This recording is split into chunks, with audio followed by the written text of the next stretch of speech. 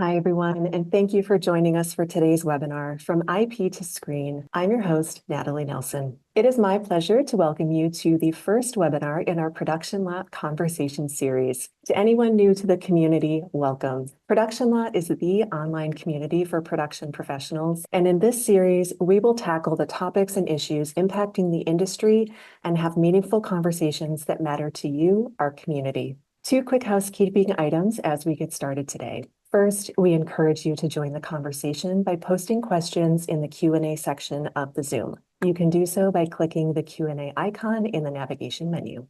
Also, please take a few seconds after to answer a short feedback survey. This survey is an opportunity for you to give us feedback as well as suggest topics for future webinars. Your feedback is very important to us, and we thank you for it. So what can you expect from today's webinar? Our panel of experts will focus on how to successfully take IP from the page to production. This will include the opportunities and challenges of working with IP, how to identify strong IP, how to secure rights, how to navigate business or production challenges, and our panel will share some of the biggest lessons that they have learned from their own productions. Now it is my pleasure to introduce you to our panelists. Today, we are joined by Nikki Boyer, three-time Emmy Award-winning TV host, producer, actress, and podcaster. You may know Nikki most recently as the executive producer of the multi-Emmy-nominated limited series Dying for Sex. She was the co-creator, starred in, and executive produced the original Wondery podcast, Dying for Sex, which was a winner of the Ambies Award for Podcast of the Year and named one of Apple's favorite podcasts of the year in 2020. She is also founder and CEO of the audio first media company, Dying for Media. Also with us today is producer and co-founder of the IP-driven production company Story Kitchen, Mike Goldberg. Among Mike's notable credits are the animated series Tomb Raider, The Legend of Lara Croft, the upcoming adaptation of Life is Strange, and the recently announced live-action Teddy Ruxpin movie for Amazon. Previously, Mike was a successful agent and partner at IAG, representing over 100 high-level writers and IP creators, including the master of horror John Carpenter, Atari and Sega, Square Enix, Macmillan, Andrews McMeel Publishing, and the New York Yankees. Mike was also named one of Variety's hot new leaders in Hollywood in 2020. Also joining us today is producer Rebecca Green, whose notable credits include It Follows, I'll See You in My Dreams, All That We Love, and Downtown Owl. Rebecca is founder and editor-in-chief of Dear Producer, a one-of-a-kind platform where producers can share knowledge, build community, and provide mentorship to the next generation of filmmakers. She was recently named Discipline Head of Producing at the AFI Conservatory. A 2017 Women of Sundance Fellow, she's been named one of Variety's 10 producers to watch and a Film Independent Spirit Awards nominee. Rounding out today's panel is producer Dmitri Johnson. He is co-founder of DJ2 Entertainment as well as Story Kitchen with Mike, both widely known as top production companies specializing in adapting IP for television and film. His notable credits include the Sonic the Hedgehog franchise, Tomb Raider, The Legend of Lara Croft, and his upcoming projects include It Takes Two, the Phoebe Waller-Bridge live-action Tomb Raider series starring Sophie Turner, and the live-action Teddy Ruxpin movie for Amazon. And finally, today's guest moderator is Diana Mogollón, CEO of Rideback RISE, a nonprofit content accelerator founded by Dan Lin. In her role, Diana oversees all aspects of RISE, including programming, operations, and fundraising, while guiding RISE to become one of the industry's key change agents. Previously, she served as SVP and General Manager of Stage 13, a 6-time Emmy-nominated original content studio and production company, incubated and launched at Warner Brothers. She is also former EVP and General Manager of the award-winning Moon 2 Cable Network at NBC Universal, leading lifestyle and entertainment cable network targeting Latino and Gen Z millennials. Hello, panelists. Thank you so much for joining today. It is lovely to see all of you. Diana, we have such a great conversation that we're going to have with this panel. So I'm going to pass things over to you and you can take us away. Thank you. Oh my goodness. What an amazing panel. And thank you, Entertainment Partners and Natalie and the whole team to put us all together to have a great conversation for everybody who is beaming in today. Panelists, oh my goodness, we're gonna have a lot of fun. It's gonna go by so fast. We have so much ground to cover. So let's start off with the topic of the hour, which is IP. Why is everybody so excited? Why are studios, financiers, buyers, audiences? What is it about IP that is getting everybody excited and why we're having this conversation today? And anybody can jump in to start off. I mean, I think I see you. You're about to jump in, Dmitri. Let's go. there are so many different ways I can answer this question. I'm going to try to answer in the less jaded way. Okay. I think that hope. Yes. I think that today there's just so many distractions and competitive ways that you have to compete for eyeballs. And, as someone who loves original stories, I think it's harder to get butts and seats for those than say something that, you remember from your childhood. Right. And, that's why I think organically for us, it is chasing stories that had a special place for us. But I think if you're, putting your butt on the line, making, 5 buys a year, as a buyer at a studio, do you want to roll the dice on that original idea? Maybe. Or do you want to go for the cut through, already known IP with, pre-awareness? Totally. Rebecca, Nikki, jump in. I know part of it is risk. It seems like it's easier to jump in something that is well known and familiar. What do you guys think?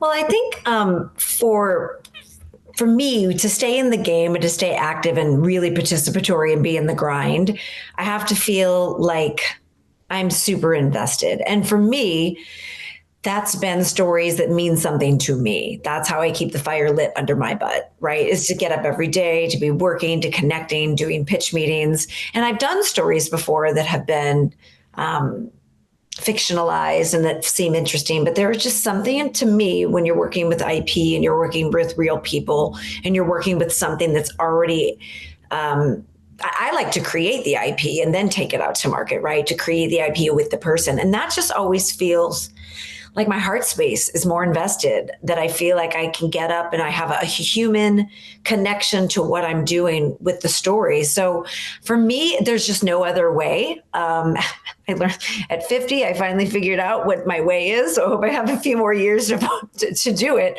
But I really do feel that, that in terms of IP, for me, it has to be real people with unreal stories.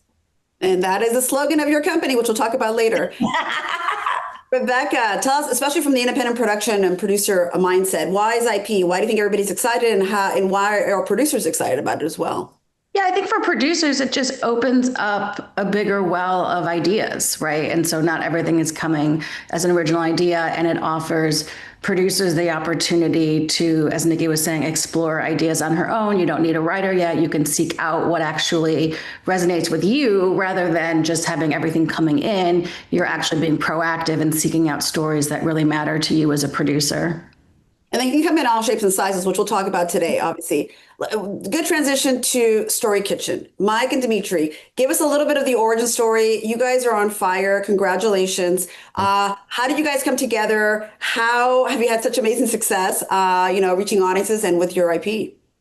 Well, thank you, by the way. I'm thrilled to be here. From a background perspective, we built Story Kitchen primarily off the heels of DJ2 Entertainment. And Dmitri launched DJ2 Entertainment 15 years ago with 2 differences. Difference 1, DJ2 was 100% focused on video game intellectual property. And difference 2, Hollywood didn't care. And Dmitri sought to prove Hollywood wrong. Essentially, there are a couple issues at play that have now, thank God, gone away. Issue 1, there was this video game adaptation curse that journalists love to print about. It was very clickable. But the problem is, unfortunately, a lot of movies and TV shows don't do well. And when your data set is much smaller to pull from, you can make these incorrect correlations. Right. Second problem that Dmitri saw was that the men and women with greenlight power on both the film and the TV side did not understand the medium of games and game adaptation. So that would be commiserate to John Landgraf at FX or Bella Bajaria at Netflix being illiterate. Well, how are you going to greenlight a script or a book if you don't know how to read it? So we had to wait until the class of people that had the power to say yes understood the medium. And then the last and the most important thing, and important for today's Zoom, is producers' behavior. So predominantly producers to a certain extent were known to smash and grab intellectual property. And what we mean is option your book, your life rights, your short story, your poem, and basically run away and then call you in 3 years and either say, we did it, I'll send you premiere tickets, or your rights reverted, so sorry, thank you for playing. And that ignores everything that everyone was just talking about a moment ago, like the fans, the community, the behind the scenes of what made any type of intellectual property so great. And it came at the peril. And that's why there was a lot of mistrust and a lot of failures. So Dmitri DJ2 sought to go relationship first, authenticity first, trust first, and lean in, not away from pre-existing fandoms. And that's what got DJ2 up and running. And that's what got Sega to finally engage, which was the 10-year process to get Sonic to the big screen. As every step of the way, Japan didn't want to do it. Hollywood didn't want to do it. And when that first movie came out, February 2020, it was both a box office and critical success, which is even more astounding because COVID hit less than 30 days later. So did not come close to finishing its theatrical run. But that thesis had been proven. So pulling it all the way up to Story Kitchen present day, while we're not 100% video game IP, we're 90% video game IP, which is why we have the Neon Arcade Cabinet logo. We use those same rules today, which is that we are authentic, we are genuine, we are passion first, and we are inclusive. And that is how we start the building of a movie or a TV show. That's amazing. I love the relational piece of it. And obviously the endurance of 10 years plus to get a project made, which is the reality for many, obviously, producers. Dmitri, anything you want to add in terms of like you guys coming together in this new phase of Story Kitchen now?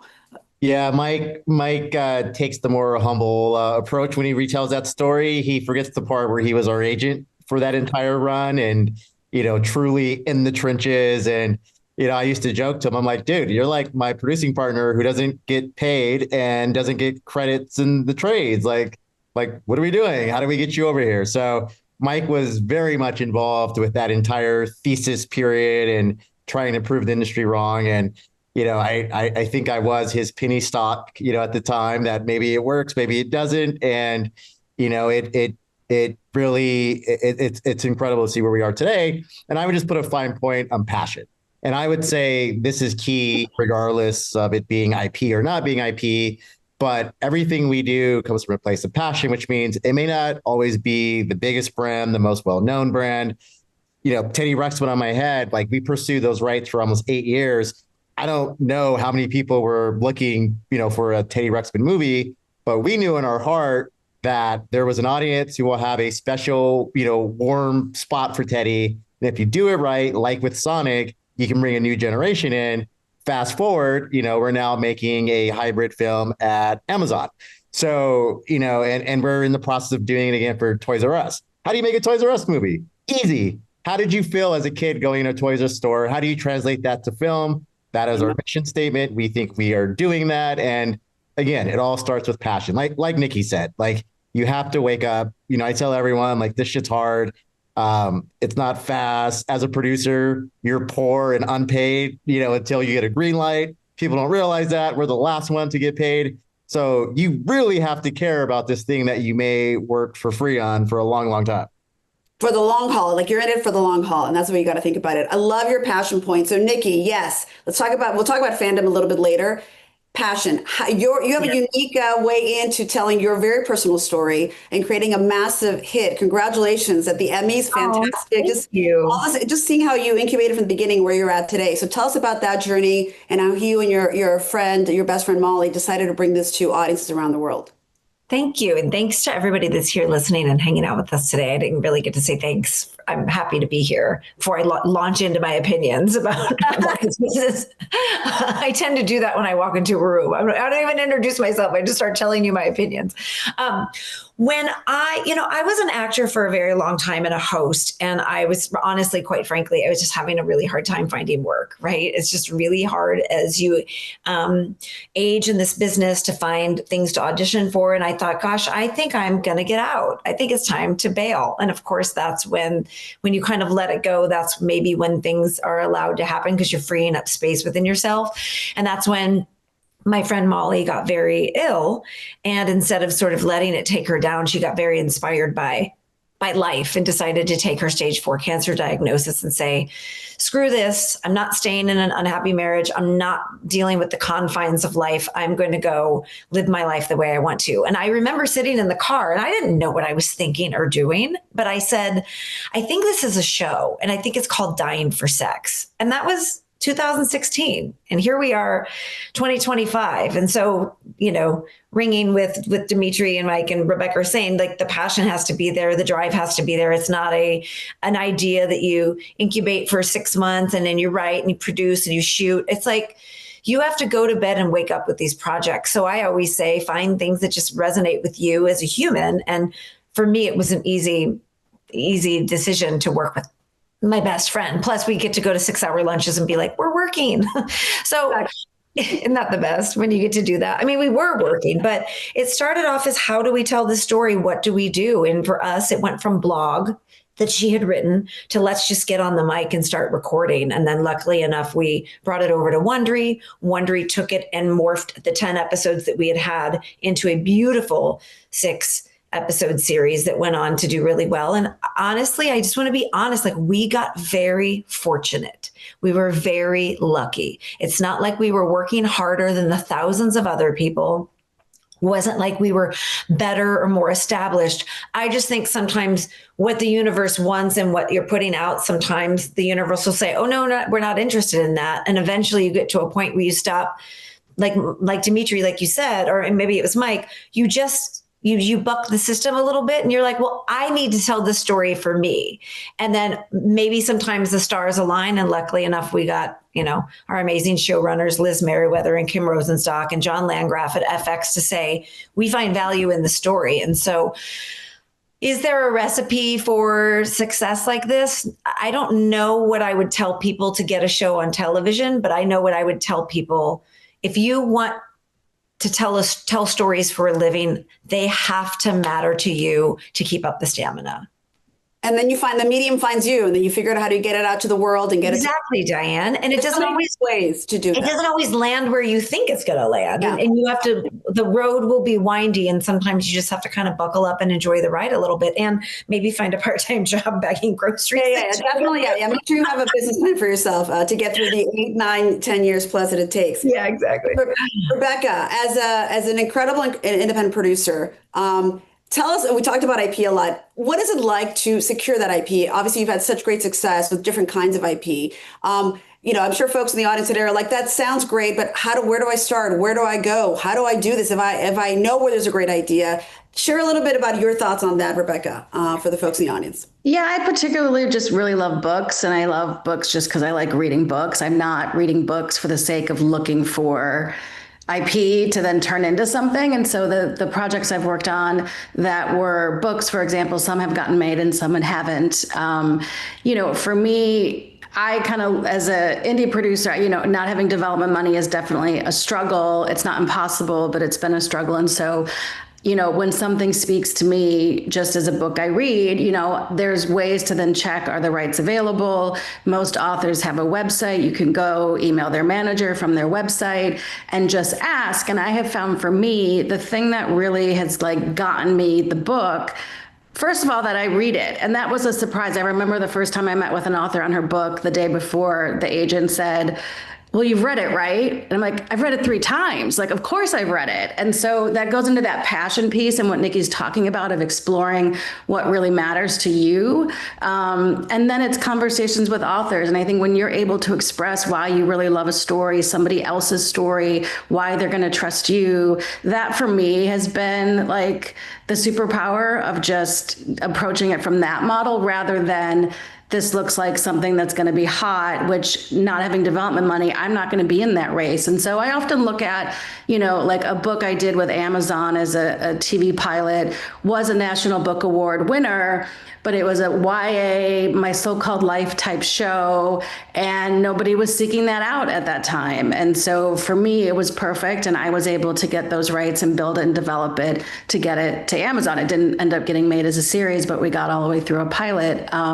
So, there's spaces to look for work that is being recognized and out in the world, but maybe not the obvious thing that studios want to pick up. And then you develop it to prove to them why it should be a show or a movie. It's that entrepreneurial hat, right? I'm sorry, jump in, Dmitri. Yeah. I would just love to piggyback that because I think it's key. Like it's easy to look at some of the like projects in our slate and assume that we went after these things once they were big IP. But we actually have an internal saying that we don't chase heat. We're happy if it follows us, but that's never going to be a reason why we go after something. And one of the best real-time examples is right now, this game that's just everywhere, Expedition 33, front runner to win the game of the year. Like it could easily be assumed we're now doing this because it's the hottest game out there. Wrong. We've been with that team for going on almost 3 years. Before there was a build of the game, we were reading scripts and looking at art and it's trusting your own instinct. Like, is this something that, again, you want to invest years of your life on? Is it something that you personally would want to consume? Like, Dying for Sex, like shout out Nikki, like I absolutely love that series. Like I was drawn to it. And that was something that came from her personal passion. So I can't stress enough, don't worry about chasing the biggest thing out there. Like trust your own instinct. Like most of the things in our slate, we got involved before they were even publicly known a lot of the time. Well, it goes back to building that relationship, right? Early on, like really getting there early, following up with these rights holders when they may be a little suspect, like why are you reaching out or have you read the book? And you really building that foundation and that trust. And I don't want to give away secret sauces here, but Mike and Dmitri, I know that, obviously the AP you've worked with is amazing and big. But the other day when we were having a prep call, like, part of it is like the economics. Like I don't have, the money to write an option check or whatever. You're like, you don't always have to. Like there are creative strategies around that. Can you share just a little tiny bit just with the audience so that they can get excited or innovative about how they can pursue their passion and the IP that they love? Yeah, absolutely. So to piggyback off that, we also do not option materials. And it's for a couple reasons that are important to note. When I used to be an agent and I was repping DJ2 and had the pleasure of repping a lot of the game companies, the game developers, the game publishers, or both, I saw that a lot of people you may work with don't really need the money. It's more of a token, but you put yourself in an adversarial position. So let me take a step back. You read a short story, you're like, oh, I want to be a part of this. You reach out, you have a great series of meetings, maybe a great meal or two, and then all of a sudden you lawyer up and you are like fighting with each other and you're burning a lot of time and possibly relationship capital to get to the other side of this agreement. But the problem is then you put together for this purpose, let's say a movie, you put together the movie and you take it out to the buyers, to the movie studios, to the streamers, to the mini majors and independent financiers, and you get offers. Well, that agreement, you spent time, sometimes money, and you put yourself in an adversarial position, completely gets thrown out the door because the entertainment companies are now so specific in what they need from deal term, language, and structure that there is no catch-all. So any agreement you spent time and money and political capital to negotiate is out the door. The time is out the door. The money is out the door. So then it made us ask, well, why? It's about trust. And then we realized really what we're asking for at the end of the day as producers in film, TV, or both is two things. We're asking for exclusivity and an amount of time to shop your TV and film rights. And if you can build trust and then figure out a way to memorialize that, whether it's verbal or it's over email or it's a shopping agreement, you're still achieving the next milestone because you need to put in the speculative energy to build the movie or TV show. So really that's what the crux is. So whether you are an upstart young producer in your 20s or you are career pivoting, like the barrier to entry should not be your financial war chest. It more should be your willingness to put in the time, to put in the energy, to be honest, to be upfront, and to be collaborative. The only other reason you would do a deal in advance is you want to hide the ball with money. But again, that's a trust thing. So for us, it's all about figuring out how to get on your side now and then stay there till the very end. So shopping agreements. Can I add to that? So I've done shop. I agree with Mike, and I will just add too. Like you do want to protect yourself as a producer, and and have that kind of language. I've done the shopping agreements. Mine are 2 pages max, and I have found that actually the agents I've worked with these authors prefer it because to just be a little more detailed. What it says is that like he said, you have an exclusive window of time, usually zero money to shop it. And then if you attach a studio, a financier, a director, like you lay out what the elements are, then you negotiate the terms and the fees and the credits and the things that he's talking about take a substantial amount of time. The agents that I've worked with haven't liked it because if I were negotiating it, I would be doing it with me as an indie producer. But then the book I had at Amazon, it was a shopping agreement for no money. Then they got to negotiate with Amazon and get a good studio deal. And so sometimes it works out better for them because they're waiting to see how they can match the terms with who's actually making it. Totally. Okay, I love it. Okay, we're going to switch gears a little bit to fandom and audiences. And all of you work with IP that have now gone on to be bigger films, obviously, et cetera. How do you the opportunities and challenges around sort of the existing audiences and what you're going to eventually, morph the IP to? What are those opportunities and challenges? Whether it was the podcast now becoming a series, whether it's, the game companies, or the fandom of those games, Rebecca, in your case, the readers who love the book. So what are those opportunities and challenges that producers and all of us should be aware of as you are leveraging the IP to the next medium? Mike will tell you, and our lawyer, Simon Pullman, if he's logged in like he was going to do. Yes. My biggest challenge is keeping my mouth closed when fans have big opinions and there are so many assumptions made off of like a simple press release that you want to just like correct and you can't, and you have to do it with the release of the work. We're living it right now with Life is Strange. Like there are a lot of big feelings around that one. And again, that's another example of an IP we were involved with before the first game came out. So when these fans are feeling protective, I assure you, we are equally protective as we were there before the game even released.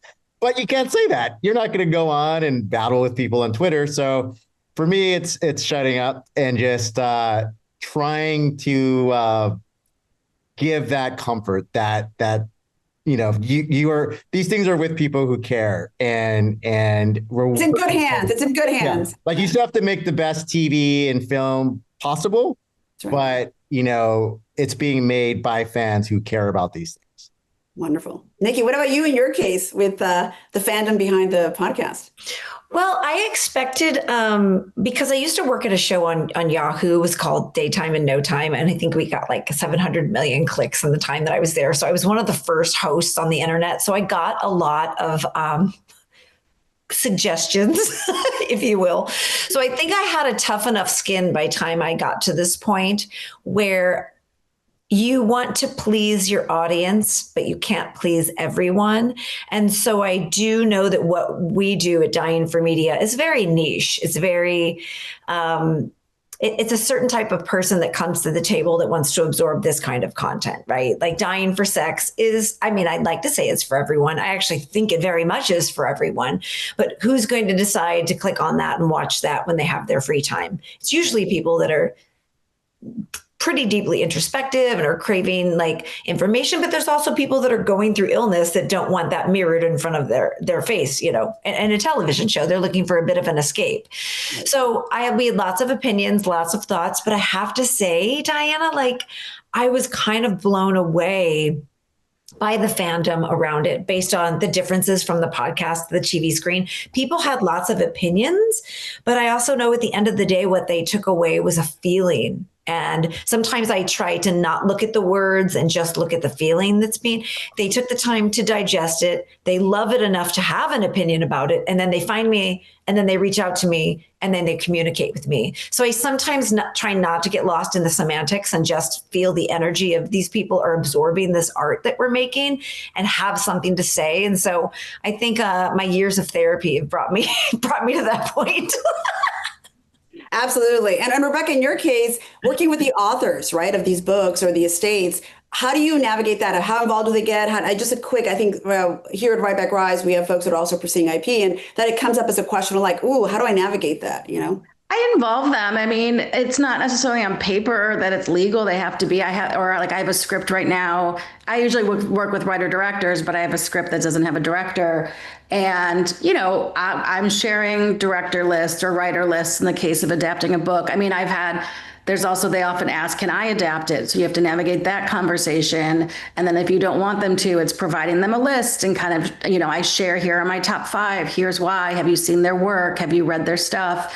And just getting their opinion, because they've lived with the story for so long and sometimes it's so personal to them. And so I just find it makes for a better overall relationship, that if they're more invested, if you're more invested in them, they're more invested in you. And that it just overall, the goal is that author or that person whose life story is about is happy in the end. Like that, for me, that is the goal.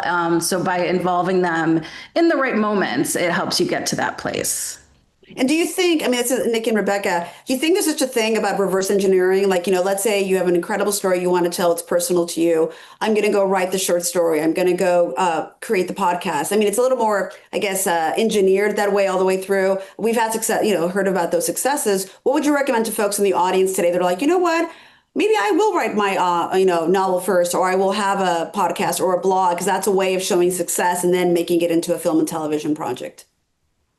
I actually love that idea. Yeah. I think if there's a story that getting something out there, whether it's a YouTube channel or just doing something on Instagram, or maybe it's a blog, or maybe it's a newsletter. Like, I'm just a big fan of, that's how I have discovered the IP that I am now in development with. It's 90% of it actually comes from DMs on Instagram, which used to be the bane of my existence. But now I have a lot of people connecting with me and feeling a safety with me and my company, thank God, that they come to me and say, I have an interesting story. And I just can't believe how many stories are out there and how many people have really worthy, beautiful moments in their life. And so my first piece of advice is, well, how willing are you to work with someone, and what are you willing to do, and how long do you see this road? Like we get our shopping agreement, and it's been years. I've been with some of my IP clients for 2-3 years, and they're finally getting into development. And what you do during that time is you really, goes back to what everybody said, Rebecca, Mike, Dmitri, that trust. You are in this together, and there is a lot of coaching that is involved. There's a lot of explaining how the business work, how it's not one size fits all. And a lot of times people will read the trades and go, well, this person that does what I do sold their IP for this amount. And now it's on, and 9 times out of 10, it's on the shelf somewhere sitting and not being made. But I think you have to really kind of be patient and sift through things with people and really stay in tune with the human part of the story and the connection that you have with that person. But it really is like inviting someone into your life once you decide to work with them, because it's a long road, but it's just such a rewarding road. Right. Well, all the way through. And I would add to that, in terms of like the reverse engineering, if you have a story, don't look at Nikki and say, well, her path was successful, so I'm going to then make a podcast. Like, you really have to think about what is the best medium for your story. It may be a podcast, it may be a short story, it may be a feature script, but to like look and say, I'm going to do this so I can get here, is not really the best plan. Just think about your story in the moment and what is the best moment at this time to tell it through which way. Because, when I interview people for Dear Producer, and Nikki already kind of said this, I often ask, is your path replicable? And everyone says no. Like, every story, everything's different. You really have to find your own path for it and not just try something because it worked for somebody else. Well, and this is emblematic in the panel today. You guys are all trailblazers in your own way, which is amazing and so inspirational. Rebecca, we have to congratulate you. You just started as a discipline head of producing at AFI, the AFI Conservatory, which is amazing. You're now in the midst of the next generation of producers and filmmakers. What advice do you give them in terms of the hurdles they're facing in a hopeful way, hopefully, and the state of the industry today? So we're going to just talk about the state of the industry right now for a second. Rebecca?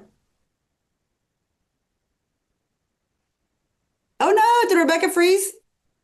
Well, Lisa's a cute picture of her frozen. I know, it's very cute. Well, speaking of the state, what do we, Dmitri and Mike, give us like a quick say, like producers in the audience today, like what is the hopeful advice in a sort of high level way in terms of the hurdles and how to navigate them? Oh, Rebecca, you're on mute. Sorry, I think I froze up on you guys. I think that, and it's, being demonstrated here, it's a long game. Being a filmmaker, being a writer, producer, Nikki's project took 10 years. I have a new movie called All That We Love that was just announced today. It's coming out in November. I first read the script in 2016. We shot it 2 years ago, 3 years ago. And so you have to really love it, which is what everyone's talking about. And that it's also, a constant freelance gig job, right? You're always hustling, always looking for the next thing, the next project. Every project is its own little startup, the entrepreneurial aspect you're talking about. And so that's really what I stress to new students starting, is that this is a long game, and not to just look at, I want to get here right now. Like, it's going to be a path, and also to take opportunities, right? And opportunities, they may not be exactly what you think you want, but can lend to the work that you're doing.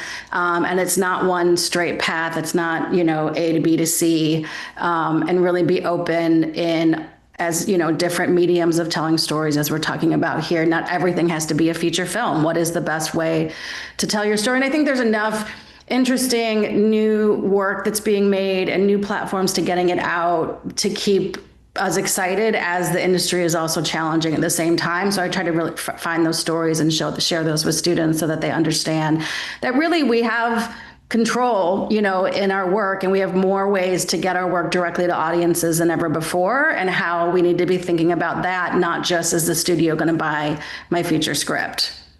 Well, that's why the whole thing, like, how do you leverage the platforms that are out there now? There's such a proliferation.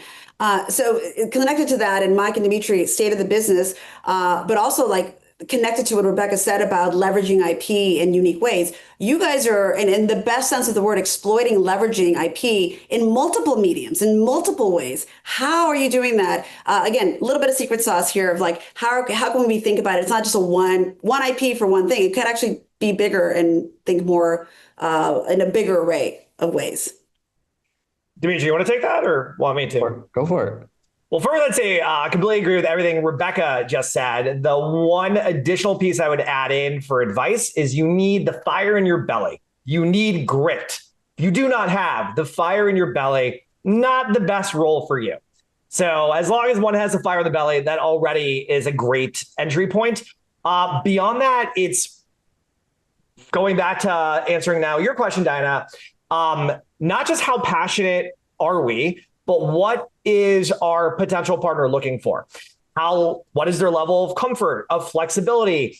We've gotten specific requests where it's, hey, this needs to be a live action movie or I'm out, and I need it to move forward in the next 2 years or I'm out. We've had other open discussions where we're flexible. Like, what are you guys thinking? Let's figure it out. Let's unpack it. And then it is part of that like magic sauce ingredients of like, you play around, you have your producer instincts, your producer take, the rights holders instincts, their take, you put it together, you see how the creative community in Hollywood is reacting. We've had many occurrences where we started as a live action film and it became a TV show. We started as an animated TV show and it went into a live action film. So the level of flexibility, and then reading the tea leaves of the responses and the creative ideas that are coming in. So it's really paying close attention, like listening to the conch shell and like hearing it. It's a bit of everything. That's amazing. Anything else on that topic? Okay, I know we have audience questions that we want to get to as well. So as we kind of wind up the panel conversation of it all, what I know this is going to be the negative question. What's keeping you up at night about the state of the business and storytelling in general, but obviously specifically to some of your mediums? So let's start off with you, Nikki. What's keeping you up at night? Oh my gosh, that is a loaded question, my friend. Yeah, like the short answer. I'm gonna give you a short answer. I think what's keeping me up at night is how to maintain the integrity of what I want to do, but also be able to make a living, sell shit. Oh, I don't know if I can curse on here. I think so. Okay. And get stuff done. So it's that balance of what do I want to give on? What am I willing to go away from that feels like I'm holding on to it? So it's a little bit of a balancing act, to be honest. But I just try to follow my gut. And what Rebecca said earlier, like trying to shoehorn one story into the path that I've already done already has proven to not work. And it's just understanding that you have to be open to different opportunities, because it's not a one size fits all. Not a one size fits all. Yeah. Dimitri, what's keeping you up at night? Oh, it's a similar fear, just a little different. And it's a catch-22. You know, we spent a lot of years trying to prove that games, you know, stories in games could work in film and TV and could win awards, you know, and now that we're at that point, now we feel this protective mama bear role where it's like, you know, now you have this shiny object and, you know, how mean do I want to be in my answer, Mike? Go for Moderate. it. Moderate. All right. There are predatory producers out there who will never play a game. They just know a title and, you know, being exploitive. And, you know, we tell anyone, any friends of friends in the business, like, we're not saying we necessarily should be producing everything that comes from the game space. However, we do have a tight-knit community and we know the people who really care about these things. We're happy to be a sounding board because end of the day, we root for every adaptation. We want them all to work. We just want to make sure they're in the right hands and with people who actually care. Great answer. Rebecca, Mike, you want to add anything? Or are you sleeping like babies? I mean, I sleep. I sleep really good. I obviously there's concerns. I think that, you know, I've done a lot of soul searching after the last couple of years, and I really try to, and I've written about this on my site. Like, I really think about. Make sure everybody, you have to read her Substack, dear producer. Oh, thank you. But like, I wrote a piece last year just about the ever evolving industry, and even I've been in the business for about 20, 25 years. Which sounds long, but it's really not. And like how when I started, a home video was all the craze, like, and now it's completely gone. And so yes, things I think are definitely moving more rapidly and there's other issues at play, but it's always going to change and evolve, and we're going to lose something, we're going to gain something. And you have to kind of find some steadiness in that. That comes with age and being in the business for a while, but I try to just have my feet planted, stay really focused on the work I want to be doing, look at the long game, keep learning about what's changing and evolving, and just always try to make sure like my heart is connected to what I want to do, and that there's so much at play that I can't control, but I can control what I choose to work on and who I choose to work with, and that helps me sleep better. That's great. That's great. Yeah. Okay. So switching gears a little bit, just to more positive, what filmmaker or project are you the most excited about or really excited about in the coming months or year? It could be your own project or could be another one, but just a little bit of inspiration as to what inspires you guys as filmmakers and great creators. And Mike, let's start with you. I am so excited that our Square Enix video game adaptation of Life is Strange is finally come to fruition. It is finally greenlit. It is Charlie Covell, who is the writer, showrunner, creator of Out of the Fucking World and most recently Chaos. There you go, Nikki. I curse too. And that is one, and Dmitri said it at the top of this panel, that he had partnered on with Square Enix before the game came out. So the game came out, I believe, January 2015. So he partnered winter of 2014. And speaking of technology, that show was greenlit and then on greenlit through Legendary Digital, going through the new OTT platform Hulu. And then it was unwound. And then it was happening a second time with two TV studios coming together. And then it was unwound.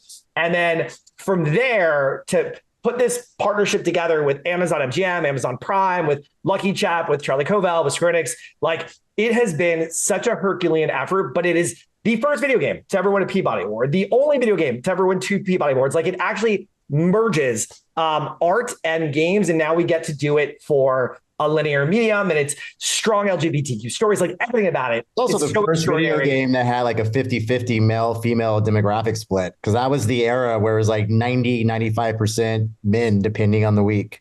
Yeah. That's amazing. And we get to have meetings about it every day as we prep for this summer. For like, it's just that, and going from a manager to an agent to now producer, but like having seen it when I was a manager, seen it when I was an agent, and now seen it in this capacity, it's so exciting. That for us, it's like part of the dreams coming true.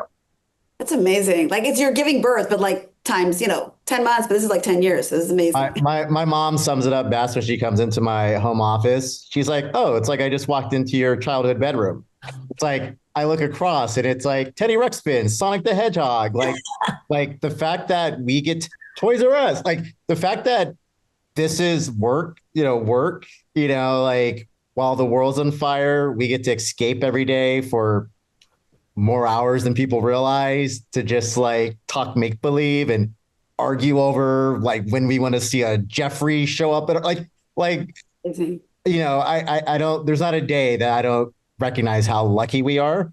And, it's a privilege, and it's a privilege to try to share these stories that many people will remember from their childhood and to hopefully, make it part of a new generation's childhood memories. That's the exciting part. I'm so grateful to you guys for that.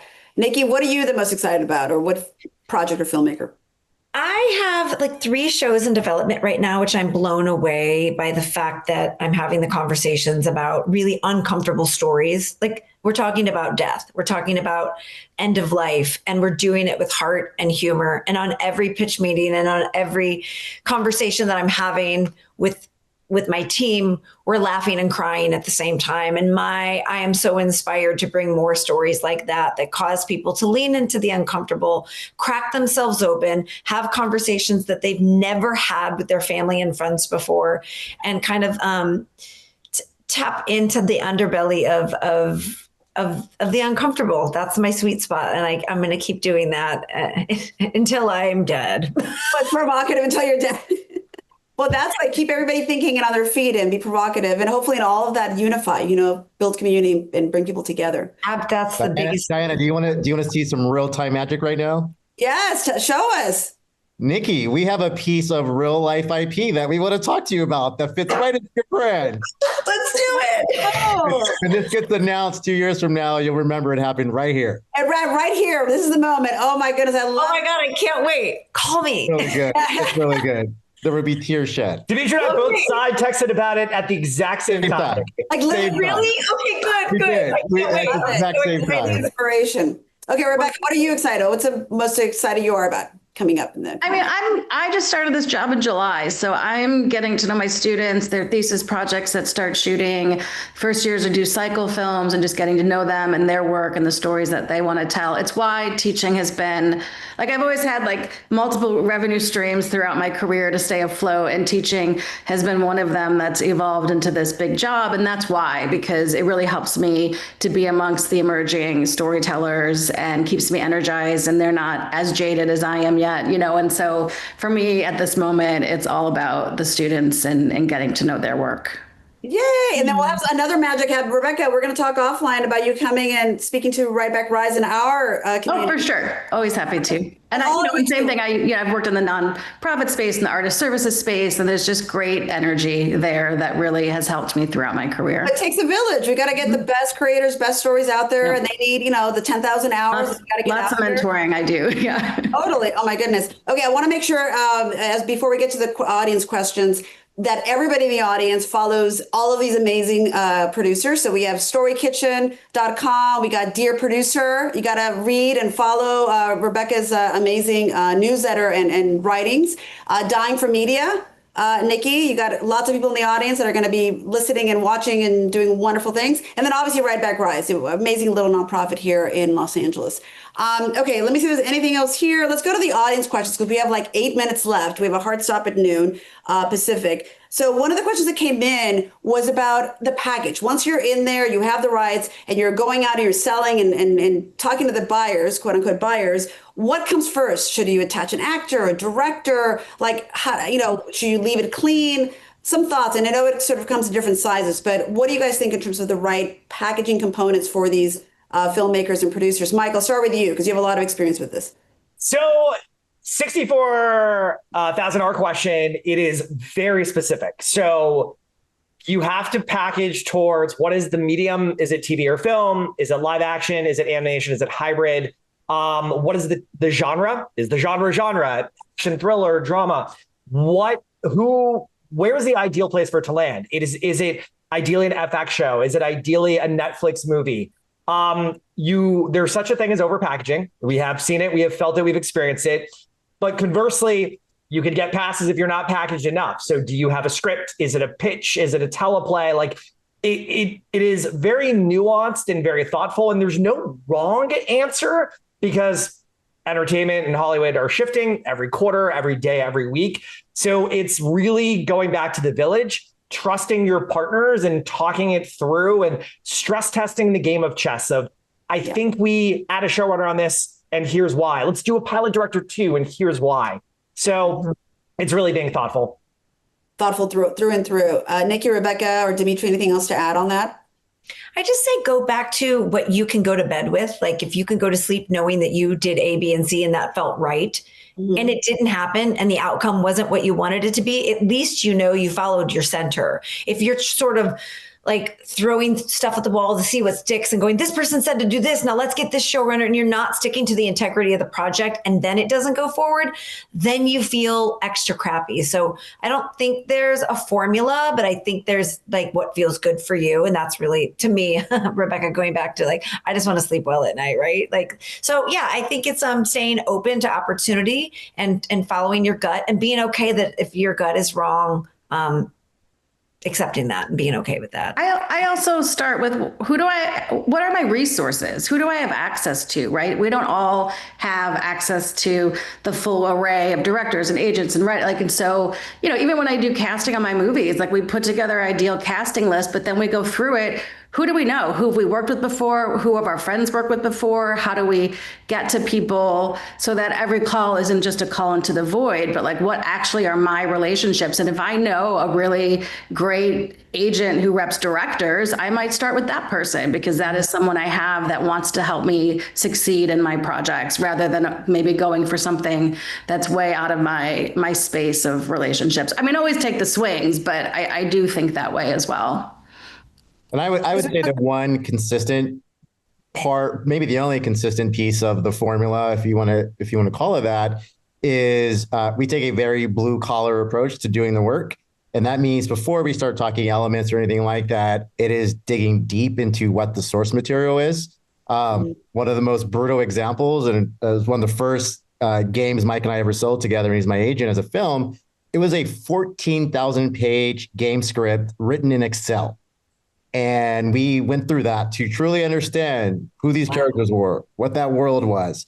And oftentimes when you come out the other side of that exercise, it kind of helps point you toward, is this a film? Is this TV? Is it a universe build? Which then informs, like Mike said earlier, are you talking showrunners, writers, directors, talent? Right. Okay, good. So we're wrapping up soon. I want to make sure we get to, if we can, like sort of a double whammy. One is parting thoughts and advice for folks that are listening to us that hopefully took away some great actionable items. And two, is there anything sort of as an industry challenge that is sort of impacting your IP strategy? So kind of like a 2-for-1. And if we could do it sort of around quickly, everybody 1 minute or less. Rebecca, let's start with you. I mean, I think my challenge in the IP space is money. It's both not having my own development money to pursue projects that are being looked at on a bigger level, but also just, and some other people have said it, the show I did for Amazon was 4 years of development and they don't pay a fee. I am part of a group called Producers United, which is working towards changing this, but you also don't get paid for that time, even when you're working with bigger studios. And so it's become challenging for me in that way. What was your second question? Just parting thoughts, even if it's a word or a sentence. Patience. Be patient. Again, it's a long game. Be patient, be passionate, and just if you really believe in it, keep at it. Yay. Okay, Nikki. I think also IP never dies. Like if you get something that you really love and you keep your relationships with your people and you can let it grow and change. Like, for example, I've taken things out and it just didn't hit at that time. You can take it back. You can massage it. You can grow with it and take it back out in different ways. I know this business can be fickle and say, well, everybody's already seen it, but I do believe there's so much happening and there's so much competition that there are ways to bring old things that you've done before and give them new life. And so don't get discouraged. And just because something isn't happening now doesn't mean it's not meant to be. Great. Very inspirational. Dmitri. I would just say go do and make. Like I've been threatening for 20 years to write a book called Too Dumb to Fail, because there are so many times I should have just like quit and gone and done something with the other degree where I could actually make money easily. And what's the other degree? Business, which, that's good. Which, by the way, I was annoyed at the time that my mom made me do the double major. And then it's like, oh, wait, I'm going to go try to start my own production company. So it came in handy. but it's like, this isn't the easy way to go and make money. So if anyone's thinking that, change course now. But it's never been easier to just go and do and make and get stuff out there. Like, all the tools exist. You can use your iPhone. You can put it up online. Like there's nothing preventing you from creating and getting your stories out there. And, you know, don't wait for someone to give you permission. I guess I would sum I love it. That's good. That's awesome. And Mike, bring us home. I would just wrap it up with there's a lot of noise. Ignore the noise. Ignore the fear. There's always noise. There's always fear. There was the 0708 writer strike. There was the 2023 writer actor strike. There was the 2019, all the agents getting fired by the writers. That was not fun. I was one of those agents. There's always noise. There's always disruption. Ignore it. Like, it's always going to be a thing. You just have to put it in a box and ignore it.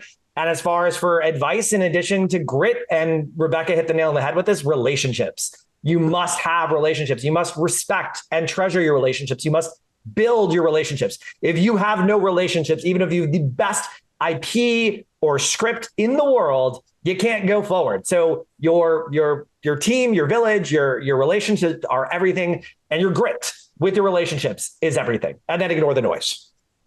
I love it. Oh my God. I feel like we need to do one of those word bubble slides for like grit, patience. I love it. You guys have been amazing. I'm so humbled to be here with you today, to hear your insights and wisdom. And hopefully the audience has taken away a ton of new things. Natalie, bring us home. I think you wrap it up for us. I want to make sure that we kind of wrap up this amazing webinar. Thanks to Entertainment Partners who brought us all together today. Yes, thank you, Diana. Thank you, panelists. And thank you to our literally hundreds of audience members who have stayed with us for this hour. It has been quite an honor to have you all here. And we really encourage you, if you enjoyed this topic, we'd invite you to head over to Production Lot, keep the conversation going. You can scan the QR code, or you can go to productionlot.com, sign up today if you're not already a member. It's free to join. You'll get notified about future events like this. You can post more questions for our excellent panelists. And we have a lot of great content, a lot of great events, a lot of great things coming. So thank you again, everyone, for being here. Thank you to this wonderful audience, this wonderful panel. And we all appreciate you, and we look forward to seeing you again at our next webinar.